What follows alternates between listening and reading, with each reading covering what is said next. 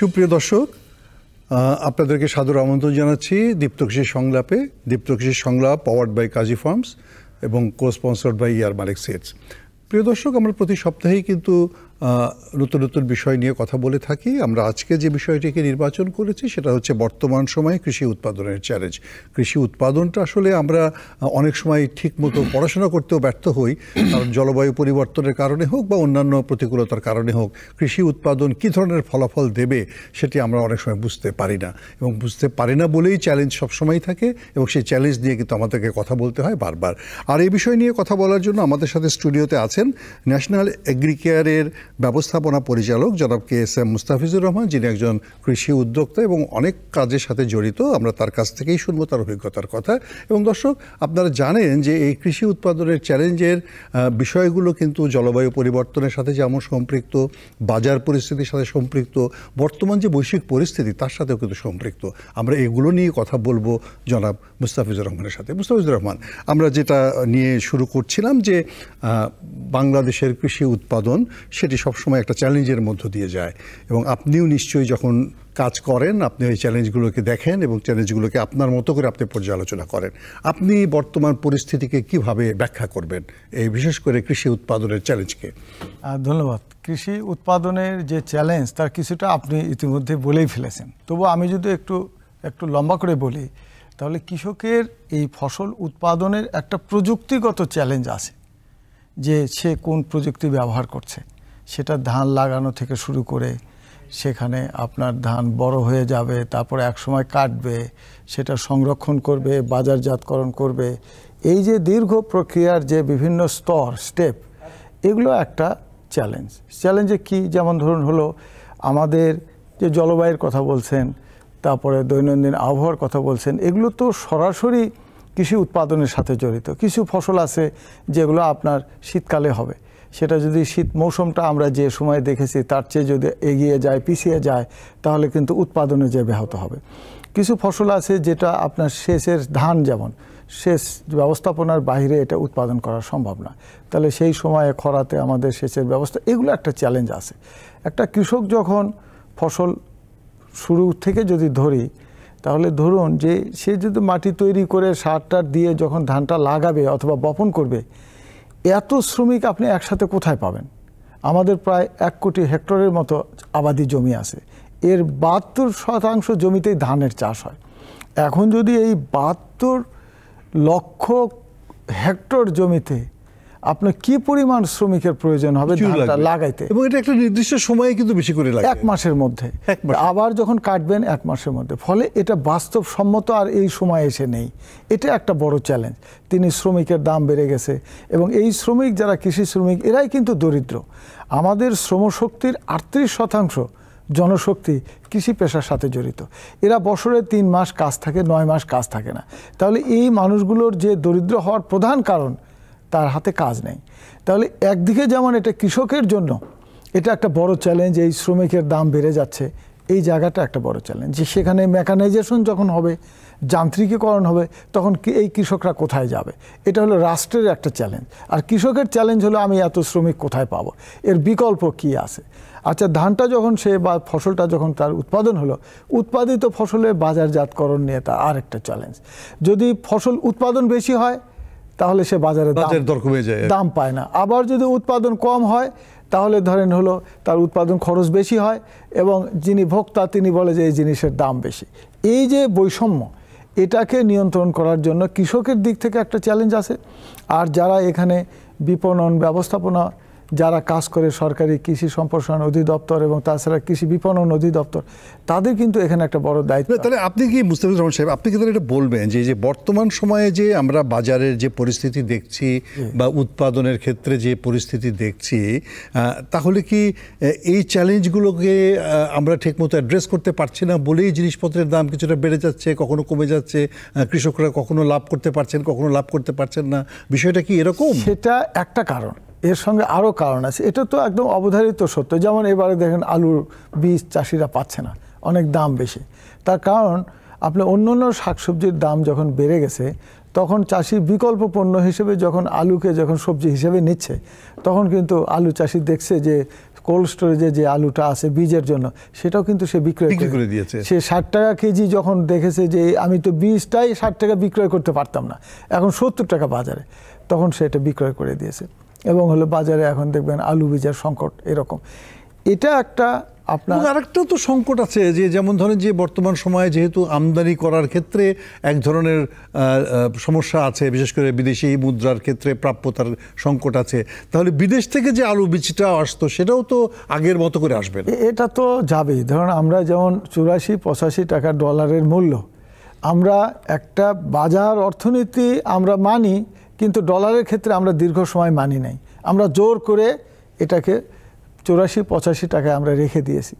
ফলে যখন এটা বাদ ভেঙে গেছে, এখন এটা 120 টাকা, 22 টাকা, 25 টাকাতে চলে আসছে। এক্সচেঞ্জ রেট যেটা আমরা যেগুলো আমদানি করা জিনিস, যেটা আমরা প্রায় $100 বিলিয়ন জিনিস আমদানি করি, অনেক বড় আমদানি, অর্থনীতিটা কিন্তু ছোট না। আর আপনার হলো এই আমদানি ব্যয় নির্বাহের জন্য আমরা রপ্তানি করি ধরেন হলো $52 বিলিয়ন। তারপরে রেমিটেন্স থেকে আসে প্রায় 25 ভাগের মতো এখানে ঘাটতি থাকে, যেটা বৈদেশিক সাহায্য, লোন, এগুলো নিয়ে আমাদের করতে হয়। আর আমরা কৃষিতে কৃষক যে সমস্ত উপকরণ দিচ্ছে, এর তো অধিকাংশই হলো সরকারকে আমদানি করে আনতে হচ্ছে, এবং সেখানে হয়তো ভর্তুকি দিচ্ছে। এই জায়গাগুলো তো একটা চ্যালেঞ্জ আছে, কৃষককে ভর্তুকি দিতে হবে। আমরা কোনটা অগ্রাধিকার দেব এবং এর দীর্ঘমেয়াদী পরিকল্পনাটা কি হবে, ভর্তুকিটা কতদিন থাকবে, যেটা আমদানির বিকল্প যেটা এখানে উৎপাদন করা যায়, সেটাও কি আমরা গড্ডালিকায় গা এলায় দিয়ে আমরা কি এটা আমদানির উপরই থাকবো, না আমরা একটা নীতিমালায় সংস্কার করে আমরা এটার উৎপাদনের ব্যবস্থা নেব? মূল ব্যারিয়ারটা হলো সরকার যখন নিয়ন্ত্রিত নীতি করবে, যখন আপনার এখানে রেগুলেটরি ব্যারিয়ার দেবে, এই বৈষম্য থেকে অর্থনৈতিক অপরাধ তৈরি হবে। সেই অর্থনৈতিক অপরাধ দ্বারা সমাজে ধনী গরিবের দূরত্ব বৃদ্ধি পাবে, যেটা আমাদের হয়ে গেছে।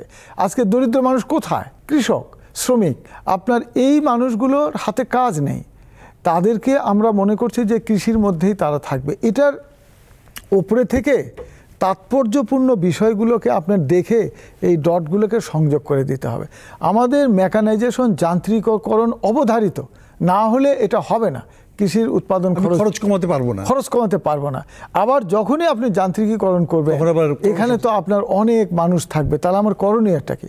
করণীয় হলো কৃষকের উৎপাদিত পণ্য, এটার লক্ষ্যমাত্রা, উৎপাদন লক্ষ্যমাত্রার আমার 3 গুণ নির্ধারণ করতে হবে, করতেই হবে। এরপরে এই উৎপাদিত ফসলটা আমি বৈদেশে রপ্তানি করব কিভাবে, লোকাল কনজামশন হবে কিভাবে, শিল্পে কিভাবে যেতে পারে, এই সমন্বয়টা করে দিতে হবে। এই যে কৃষককে আমি মেকানাইজেশনের মধ্য দিয়ে আমি একদিকে যেমন উৎপাদন খরচ আমি কমাতে চাই, উৎপাদন বৃদ্ধিও পাবে, উৎপাদন বৃদ্ধি করতে চাই। আরেকটা জিনিস হচ্ছে যারা এই শ্রমিক হিসেবে কাজ করে, তাদের দক্ষতাকেও কিভাবে আমরা বাড়াতে পারি, যাতে তারা এই জায়গাটা থেকেও নিজেদের আয় বাড়াতে পারেন বা তাদের নিজেদের সক্ষমতাকে আরও বাড়াতে পারেন, সেই জায়গায় আপনার পরামর্শের জায়গা। আচ্ছা, এখন যে সমস্ত অদক্ষ শ্রমিক, তারাই হলো কৃষি পেশায় কাজ করে। দক্ষতা উন্নয়নের জন্য সরকারের কিন্তু দক্ষতা উন্নয়ন কর্তৃপক্ষ করা হয়েছে। সেই অগ্রাধিকার খাতের মধ্যে কৃষকের তালিকা সর্বশেষে চলে আসবে, তারা অদক্ষ। এই অদক্ষ শ্রমিককে কোন ইন্ডাস্ট্রিতে কাজে লাগানো যায় সেটা সরকারকে বের করে বলে দিতে হবে। সেটা হলো ধরেন রিয়েল এস্টেট সেক্টরে, যে বালি টানা, ইট টানা, সেখানে দক্ষতার প্রয়োজন হয় না। এই শ্রমিকগুলোকে রিয়েল এস্টেট ইন্ডাস্ট্রির সঙ্গে আপনার সমন্বয় করে দিতে হবে, যেহেতু যান্ত্রিকীকরণে আমার যেতে হবে। সেই অশিক্ষিত, অর্ধশিক্ষিত, অদক্ষ শ্রমিকের কর্মসংস্থানের শিল্প কি কি হতে পারে, সেটা আপনাকে সরকারকেই বলে দিতে হবে যে এই সমস্ত জায়গায় এই লোকগুলো যাবে। আর দীর্ঘমেয়াদী বা মধ্যমমেয়াদী পরিকল্পনার মধ্যে কৃষকের ফসল যেখানে হচ্ছে, সেই ফসলকে দিয়ে ইন্ডাস্ট্রিয়াল ক্রপ, যেটা কোন কোন ফসল দ্বারা লাভজনক শিল্প হতে পারে, কৃষি বিশ্ববিদ্যালয়ের পাঠ্য কার্যক্রমে এটা ঢুকাতে হবে। এবং কৃষি সম্প্রসারণ অধিদপ্তরকে এই ধরনের শিল্প উদ্যোক্তা সৃষ্টি করার জন্য গ্রামেই যাতে কর্মসংস্থান সৃষ্টি হয়, ব্যাপক কৃষিভিত্তিক শিল্পায়নের জোয়ার সৃষ্টি করতে হবে। 54 বছরের বাংলাদেশ, এখনও কৃষিতে আপনি সব কিছু আমদানি করে নিয়ে আসছেন, কৃষকের উৎপাদিত ফসল একবার মূল্য পায় একবার পায় না, এটার দায় দায়িত্ব কাকে নিতে হবে? কাউকে তো এসে দাঁড়াতে হবে। এটা শুধু কৃষিকে নিয়ে একটি পঞ্চবার্ষিকী পরিকল্পনা দরকার, যেখানে সিভিল ব্যুরোক্রেটস থাকবে, যেখানে ব্যবসায়ী নেতৃবৃন্দ থাকবে, যেটা ট্রেড অর্গানাইজেশনের নেতারা থাকবে, সেখানে অর্থনীতিবিদ থাকবে, নিয়ে একটা সুস্পষ্ট পরিকল্পনা আমাকে টেবিলের উপরে সাজাতে হবে। এই হলো আমার কৃষিতে আমার এই জিনিসের প্রয়োজন হয়, এই জিনিস এতদিন আমদানি করে নিয়ে আসছি, এই পণ্য আর আমদানি করব না। যারা আমদানি করে নিয়ে আসছে তাদেরকেই বলতে হবে এই সময়ের মধ্যে তোমাকে এটা উৎপাদনে যেতে হবে। আর যেটা উৎপাদন করা সম্ভব না সেটা নিয়ে অহেতুক চেষ্টা করার কোনো কারণ নাই। যেমন ধরুন আপনার মিউরেট অফ পটাশ, এটা খনিজ পদার্থ, এটা আপনি উৎপাদন করার কিছু নেই। এটা রাশিয়াতে আছে, এটা কানাডাতে আছে, পৃথিবীর বিভিন্ন দেশে এটা খনিজ পদার্থ। আপনি সেই দেশের সঙ্গে আপনার রিলেশনশিপ বিল্ড আপ করে হয়তো ওখানে একটা প্রক্রিয়াজাতকরণ যদি ইন্ডাস্ট্রি গড়ে তুলতে পারেন সরকারের ছত্রছায়ায়, সেটা হতে পারে। এটা এখানে উৎপাদন করার সুযোগ নাই। কিন্তু টিএসপি কেন আপনি এত আমদানি করবেন? আর কোথার থেকে আপনি টিএসপির কাঁচামাল নিয়ে আসেন যে আমাদের এখানে উৎপাদন খরচ এত বেশি হয়ে যায় কেন?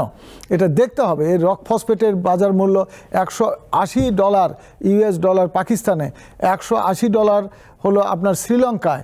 চায়নার সঙ্গে যদি আমাদের ডিপ্লোম্যাটিক রিলেশনশিপ বাড়ানো যায়, আমরা ওখান থেকে আরও কম দামে নিয়ে আসতে পারবো। আমরা সুদূর কোন দেশ থেকে নিয়ে আসি $457 গতবার কেনা, আমাদের জাহাজ ভাড়া দিয়ে আমাদের খরচ চলে যাচ্ছে। তাহলে এই শিল্পকে আপনি বলছেন যে আমার বানানোর চেয়ে আমদানি করা লাভজনক, কথা তো সঠিক নয়। এইভাবে আপনাকে ধরে ধরে ঠিক করতে হবে। যেটা বলতে চাইছেন খুবই চমৎকার, যে আমাদের এই ক্রয়ের ক্ষেত্রেও দক্ষতা দরকার, যে কোথায় আমি বার্গেনিং করব, কোন জায়গা থেকে আমি সোর্সিং করব, কোন জায়গা থেকে আমি আনবো, কোনটুকু আনবো, কতটুকু আনবো। সিন্ডিকেশন আছে কিনা দেখতে হবে। ইউরিয়া ফার্টিলাইজারের কাঁচামাল আমাদের দেশে তৈরি হয়, কোনো এক দেশের কোম্পানির সঙ্গে আমরা এখানে চুক্তি করেছি। সেই চুক্তিতে কি আছে? মেড ইন বাংলাদেশ, আবার তাকেই আমরা এলসি দিয়ে মাল আনতেছি। এটা কেন? এই চুক্তি কিভাবে হলো? এগুলোকে আমাদের এখন দেখার সময় আসছে। একটা জিনিস আপনি বলছিলেন যে বিশেষ করে মানে কৃষি পণ্য আমদানির ক্ষেত্রে, এটা তো গেলেন আপনি উপকরণ আমদানির প্রসঙ্গ, সেটা তো এক ধরনের বিষয়। কিন্তু আমরা অনেক সময় আমাদের তাৎক্ষণিক প্রয়োজন মেটানোর জন্য আমরা কাঁচামরিচ আমদানি করছি, আমরা পেঁয়াজ আমদানি করছি, বা আরও অন্যান্য জিনিস আমদানি করছি, কৃষি পণ্য আমদানি করছি। আপনি এই বিষয়টিকে কীভাবে দেখেন? কারণ আমার কাছে যেটা মনে হয়, আমি গত সপ্তাহে গিয়েছিলাম উত্তরবঙ্গে, সেখানে আমি দেখলাম 4,000-4,500 টাকা মন কাঁচামরিচ কৃষক বিক্রি করছে, বাংলাদেশের কৃষকরা দাম পাচ্ছে। আবার আপনি এলসিতে যখন আনছেন তখন কিন্তু তার চেয়ে কম দামে আপনি আনছেন না। তাহলে ব্যাপারটা কি দাঁড়ালো? আচ্ছা, এটা হলো আপনার যদি সার্বিকভাবে বিশ্লেষণ করেন তাহলে আমাদের জমি সীমিত, এর মধ্যেও আমাদের ডাল, তেল এবং মশলা জাতীয় ফসল, এই তিনটা ফসলের আমরা কিন্তু উৎপাদনে অনেক পিছিয়ে আছি। এখন এটাকে যদি আপনি গবেষণার মাধ্যমে যদি শনাক্ত করতে পারেন, এটা যদি সমস্যা হয়ে থাকে তাহলে এর একটা সমাধান আছে। সমাধানটা কি? আমি 72% জমিতে আমি ধানের চাষ করি।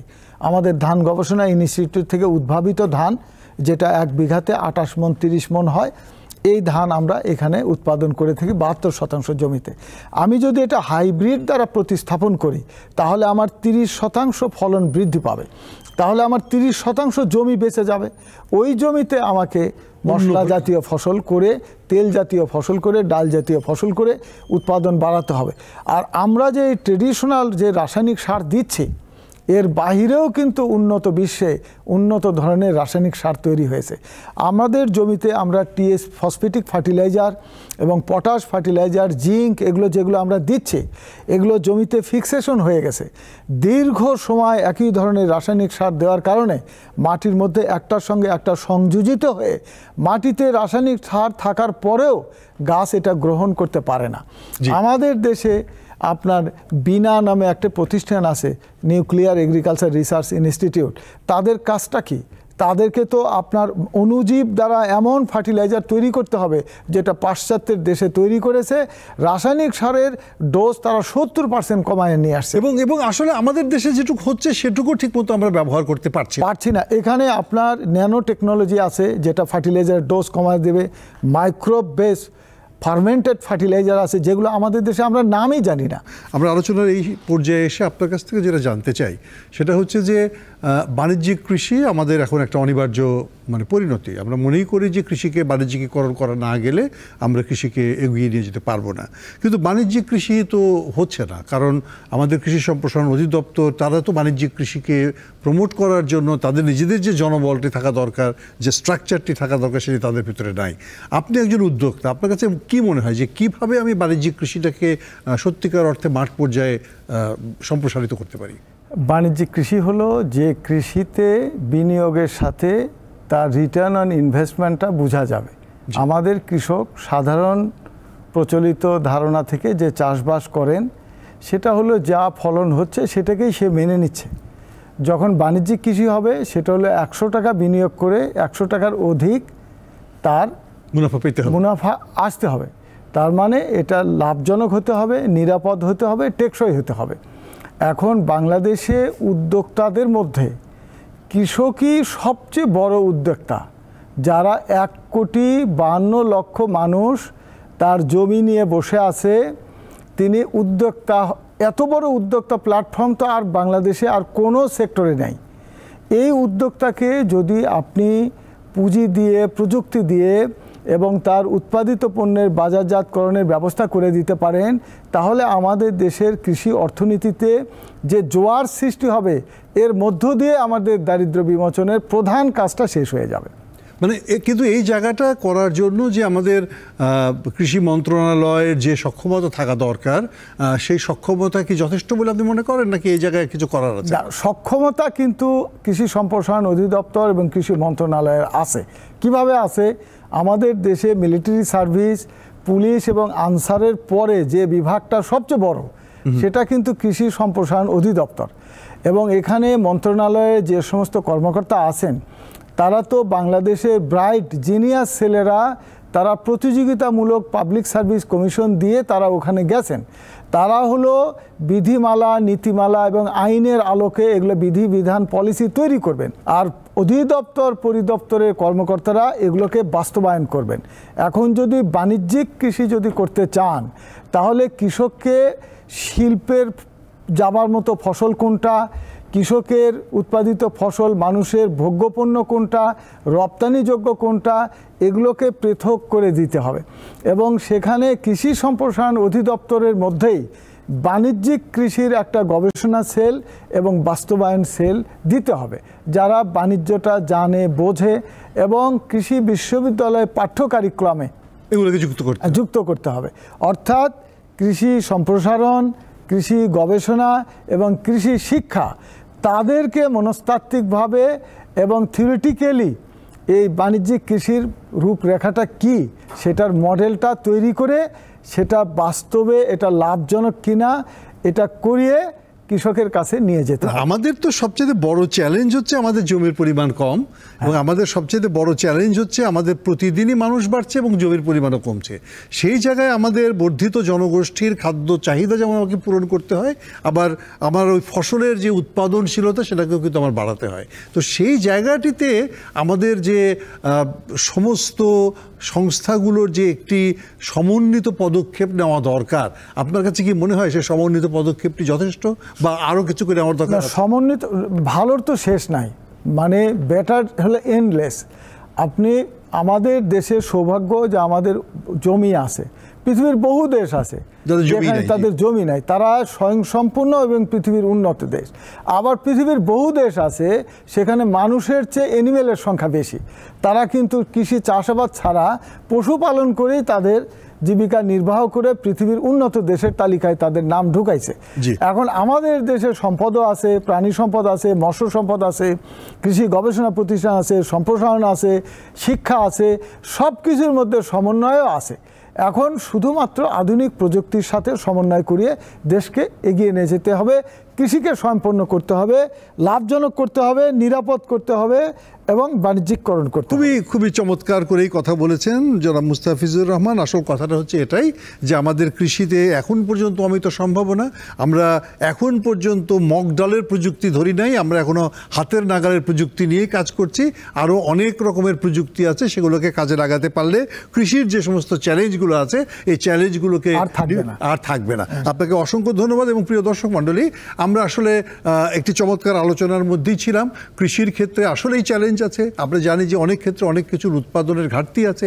আবার এটাও সত্যি কথা, যদি সঠিক ফসল বিন্যাস করা যায়, সঠিক গবেষণা করা যায় এবং সঠিকভাবে যদি পদক্ষেপ গ্রহণ করা যায়, তাহলে আমরা সব কিছু থেকে মুক্ত না হলেও অনেকটাই কিন্তু আমরা অতিক্রম করতে পারবো। এবং এটা কিন্তু সত্যি যে বাংলাদেশের কৃষি অমিত সম্ভাবনায় পরিপূর্ণ এবং কৃষক যারা আছেন তারা কিন্তু সবসময়ের সংগ্রামী শ্রমিক। তারা সবসময় ঝড় বাদলকে উপেক্ষা করেন, তারা জলোচ্ছ্বাস বন্যাকে উপেক্ষা করেন, তারা মরুময়তা খরা সব কিছুকে উপেক্ষা করে তারা কিন্তু ফসলটি ফলান এবং সেই ফসলটি কিন্তু আমাদের জন্য নিশ্চিত করেন। তাদেরকে উপযুক্ত মূল্য দেওয়াটাই হচ্ছে এখন আমাদের সবচেয়ে বড় চ্যালেঞ্জ এবং তাদেরকে টিকে তারাই হচ্ছে সবচেয়ে বড় উদ্যোক্তা। খুবই ভালো কথা বলেছেন। প্রিয় দর্শক, শেষ করছি দীপ্ত কৃষি সংলাপ, পাওয়ার্ড বাই কাজী ফার্মস এবং co sponsored by air Malik seeds. আমাদের সাথেই থাকবেন। আগামী সপ্তাহে আমরা নতুন বিষয় নিয়ে হাজির হব। আজ এ পর্যন্তই। সকলকে ধন্যবাদ ও শুভেচ্ছা।